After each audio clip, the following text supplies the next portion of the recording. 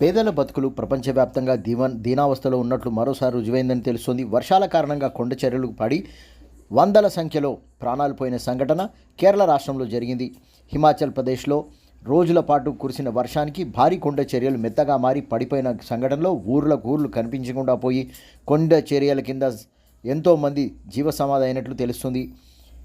యావత్ ప్రపంచం ఇలాంటి సంఘటనతో నిర్ఘాంతపోయిన విషయం తెలిసిందే.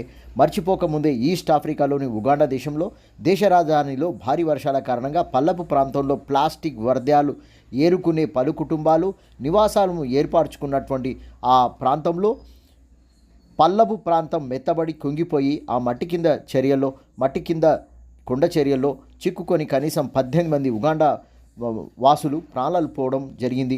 ఉగాండా రాజధాని కంపాలా పట్టణ ప్రజలు ఉలిక్కిపడ్డ పరిస్థితి ఏర్పడింది. పదుల సంఖ్యలో గాయపడి ప్రాణాలతో బయటపడిన వారికి రెడ్ క్రాస్ సంస్థ అత్యవసర చికిత్స ప్రభుత్వ ఆసుపత్రుల్లో చేర్పించి చికిత్స అందిస్తున్నట్టు సమాచారం. వర్షంలోనే ఇంకా సహాయక చర్యలు చేపట్టిన డిజాస్టర్ మేనేజ్మెంట్ ట్రూప్స్.